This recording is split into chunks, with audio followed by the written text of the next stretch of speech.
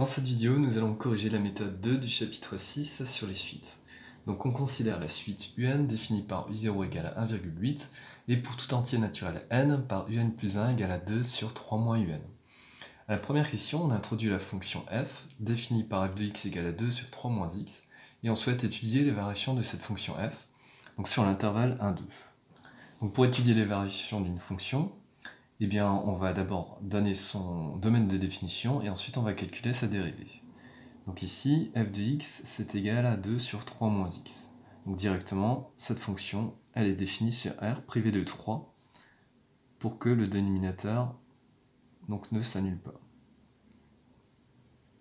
Ensuite, on calcule la dérivée de cette fonction. Donc ici, f de x se présente sous la forme donc 2 fois 1 sur 3 moins x. Donc 1 sur 3 moins x, c'est du type 1 sur u. Donc on sait que la dérivée sera alors donc, du type 2 fois donc, moins i' sur u au carré. Donc où u correspond à 3 moins x. La dérivée de u, eh bien, ce sera la dérivée de moins x, donc moins 1. Donc ce sera donc 2 fois moins 1 sur donc, u au carré, donc 3 moins x au carré. Donc ce qui nous donnera donc moins 1, donc plus 1, donc 2 sur 3 moins x au carré. Donc 2 sur 3 moins x au carré qui est strictement positif sur R privé de 3. Donc ainsi la fonction f est croissante sur l'intervalle 1, 2, qui est l'intervalle sur lequel on nous demande d'étudier les variations de f. Donc faisons maintenant la deuxième question où on nous demande de montrer par récurrence que la suite un est décroissante et bornée par 1 et 2. Donc un est compris par 1, enfin est compris entre 1 et 2, et on veut montrer que la suite est donc décroissante, donc on veut montrer que un plus 1 est plus petit que un. Voilà, donc on peut montrer les deux choses en une. Donc on va montrer ça par récurrence. Donc l'initialisation démarre pour n égale à 0. Donc il s'agit de montrer que u1 est plus petit que u0 et que les deux nombres sont compris entre 1 et 2. Donc u0, on l'a déjà, on sait que c'est 1,8. Donc on va calculer u1. Donc u1, eh bien c'est quoi? C'est 2 sur 3 moins u0. Donc c'est-à-dire 2 sur 3 moins 1,8. C'est-à-dire 2 sur 1,2. Alors 1,2 c'est la même chose que 6 cinquièmes. Donc on aura 2 fois, en multipliant par l'inverse, 5 sixièmes. Donc on aura 10 sixièmes, autrement dit 5 tiers, qui est à peu près égal à 1,7. Donc finalement, eh bien, on voit bien que U1 est plus grand que 1, qui est plus petit que U0, et U0 est plus petit que 2. Donc faisons maintenant l'hérédité. Donc supposons que pour un certain entier n, la propriété est vraie, c'est-à-dire 1 plus petit que un plus 1 plus petit que un plus petit que 2, ce qui représente notre hypothèse de récurrence. Et montrons que la propriété est vraie au rang d'après, c'est-à-dire que un plus 1 est plus grand que 1 et plus petit que un plus 1 et plus petit que un plus 2.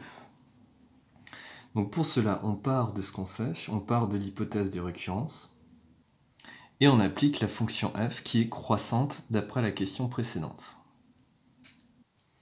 On a alors que f de 1 est plus petit que f de un plus 1, qui est plus petit que f de un, qui est plus petit que f de 2.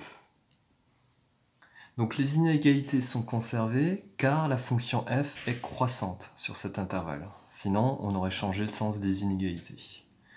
Donc f de un, eh bien vous aviez remarqué que c'était un plus 1. F de un plus 1, c'est un plus 2.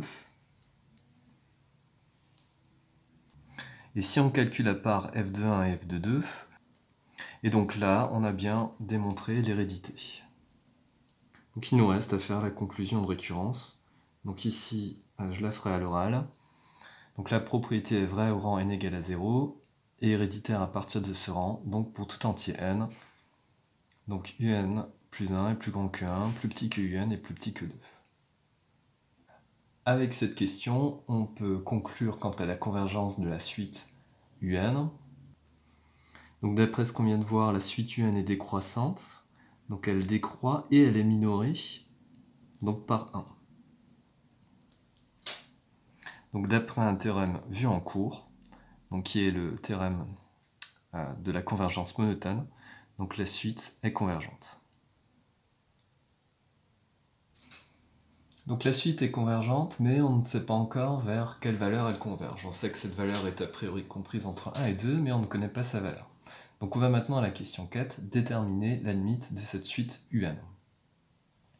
Donc on va utiliser pour cela donc la relation UN plus 1 égale à 2 sur 3 moins UN. Donc on sait que la suite UN converge. Donc elle converge vers un réel que l'on va noter grand L. Donc la limite quand n tend à plus l'infini de UN est égale à grand L. Alors dans ce cas-là, on a que la limite quand n tend à plus l'infini de UN plus 1, donc du terme de la suite d'indice n plus 1, eh bien ce sera aussi grand L. En effet, si UN tend vers L, eh bien U indice n plus 1, c'est juste le terme qui se trouve à côté de UN plus 1. D'accord ? Donc UN plus 1 va aussi tendre vers grand L. Ainsi, on va passer à la limite dans cette égalité. Donc en passant à la limite dans cette égalité, eh bien la limite de UN plus 1, on vient de dire que ce sera L. Et à droite, la limite de UN vaut L. Donc à droite, la limite de 2 sur 3 moins UN, eh bien ce sera 2 moins 2 sur 3 moins grand L. Donc pour ça, on va multiplier des deux côtés par 3 moins L. Donc on aura L facteur de 3 moins L égale à 2. On aurait aussi pu faire moins L des deux côtés et réduire au même dénominateur, ça marche très bien aussi. Ensuite, on distribue le terme en L à la parenthèse, donc on aura 3L moins L au carré égale à 2. Et ici, on va faire moins 2 des deux côtés et ordonner les termes pour obtenir moins L au carré plus 3L moins 2 égale à 0. Et là, on obtient une équation du second degré qu'on va résoudre. Donc le discriminant qui vaut b carré moins 4ac vaudra donc ici 3 au carré moins 4 fois moins 1 fois moins 2. Donc on aura 9, alors il y a 3 signes moins, donc ce sera moins. Donc moins 8, donc égal à 1. Donc on sait alors qu'on aura deux solutions. Donc la première qu'on va noter L1, donc moins b moins racine de delta sur 2a, donc moins b, donc ce sera moins 3, moins racine de 1, donc moins 1, sur 2 fois a, donc ici a vaut moins 1, donc 2 fois moins 1 donne moins 2, donc on aura moins 4 sur moins 2, soit 2, et L2, ce sera la même chose avec un plus entre les deux, donc on aura moins 3 plus 1, c'est-à-dire moins 2 sur moins 2 égale à 1. Donc ici on trouve deux valeurs, deux limites potentielles, donc on trouve 2 et 1. Donc il va falloir en éliminer une, vu que la suite UN converge vers une seule valeur. UN ne peut pas converger vers deux valeurs en même temps. Donc pour ça, on va utiliser les informations qu'on a sur la suite UN. On sait que I0 vaut 1,8, et on sait que la suite UN, on l'a démontré par récurrence tout à l'heure, donc est décroissante. Donc ce qui signifie que, eh bien, la suite démarre à 1,8, donc sa première valeur, et les valeurs suivantes, vu que la suite UN est décroissante, les valeurs suivantes seront plus petites que 1,8. Donc elles vont s'éloigner du 1,8, elles vont devenir de plus en plus petites. Donc la limite ne pourra pas être 2, donc si ça n'est pas 2, eh bien ce sera forcément 1.